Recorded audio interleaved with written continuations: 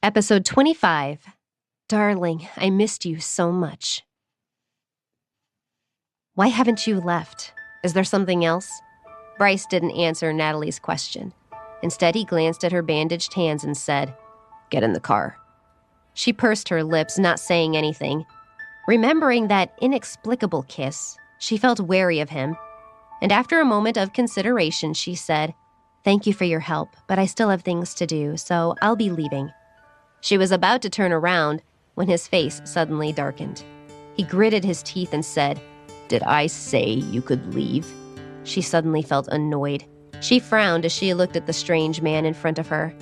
She was so anxious, but he was still pestering her. She angrily took out $100 and handed it to him. "I know what you want, but I'm really in a hurry. Can I just pay you the fare?" Seeing that she was going to give him money again, Bryce squinted his eyes dangerously. This woman. She dared to challenge his dignity again. "I was going to take you to your son, but it seems like you don't want to go. So let's forget it. Driver." He let out a cold laugh and rolled up the window. He didn't even look at her as he drove away. She reacted immediately. What did he mean by that? Did he know where Liam was? Hope sparked in her heart. She didn't care about anything else. She chased after the car and shouted, "Hey, wait! What do you mean? Tell me!" She shouted a few times, but Bryce ignored her and instructed the driver to keep going. Seeing that the car was getting farther and farther away, Natalie gritted her teeth and quickened her pace. She cursed Bryce over and over in her heart. In the car, Bryce looked in the rearview mirror and saw how pitiful she looked chasing after them. For some reason, he was feeling mischievous, so he told the driver to drive slower but not stop, purposely teasing her. She chased the Cadillac for quite a distance, but it still did not stop. Natalie glared at it and knew that Bryce was deliberately making things difficult for her, but she couldn't stop because he knew where her son was. Even if she was exhausted to the point of begging, she had to find Liam. "Bryce, wait!" The car kept going for a while longer, and soon Natalie was no longer able to run. She was furious, especially because she knew he was doing this on purpose. Since she could go no further, she decided to stop. She was so tired that she squatted down on the street and stared hatefully after the car. She looked hilariously pathetic. The car backed up and the window slowly rolled down, revealing Bryce's arrogant smile. "Why aren't you running? Is that all you've got?" Natalie glared at him. In the face of his mockery, she wished that looks could kill. Seeing her expression, Bryce was amused.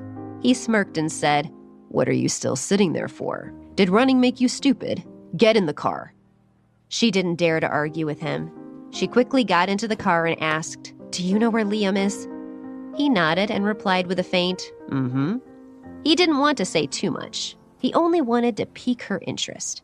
He was beginning to like teasing Natalie and seeing her get angry. She asked anxiously, "Where is he? Tell me, quickly. I've been dying of worry for the past few days." Bryce was annoyed, so he said, "You'll find out when we get there." Natalie finally felt relieved. She didn't say anything on the way, but just stared out the window at the scenery. Not long after, the driver arrived at one of the most famous homes in Seattle, the Clare family mansion. It sat on beautiful grounds in the neighborhood of Medina. It was an extremely large manor, as extravagant as a palace. Natalie looked at the magnificent buildings in front of her and felt slightly overwhelmed by the majesty of the place. Living here didn't just require money. The mansion was occupied by the local nobility, and only high-status individuals could live here. Even if she had been living in Seattle for many years, she would still have been unable to estimate the value of this mansion. But she knew just by looking at it that the power of the Clare family could not be underestimated. The Davidson family home, which was itself grand, could not compare to this place. She was confused when she got out of the car, but she did not show the shock on her face. Instead, she asked Bryce, "Is this your home? What did you bring me here for?" He did not answer. She did not seem to be attracted to him, like other women, and this surprised him. The way he looked at her softened a little. He didn't stop after he got out of the car.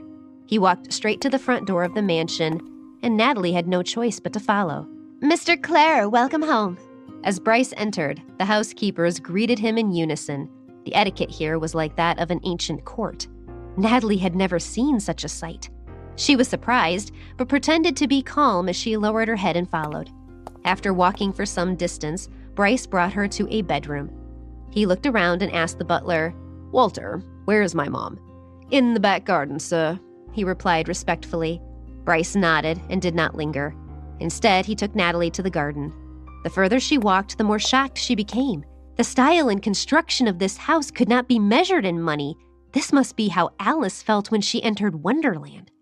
As soon as they arrived in the back garden, Natalie saw a little boy squatting among the flowers, playing happily. She was overjoyed. She shouted excitedly, "Liam!" Liam had his back to his mother, but when he heard her voice, he quickly turned around. When he saw her, he dropped the flower in his hand and ran into her arms. "Mommy, I missed you," he cried, pushing himself into Natalie's embrace to comfort her. This was the longest he had ever remained separated from his mother. Feeling how tightly she hugged him, he didn't feel that she might be hurt. He raised his head and said in surprise, "I knew Daddy would save you." Full story is available at novelpalace.com. Click the link in the comment section to get it free.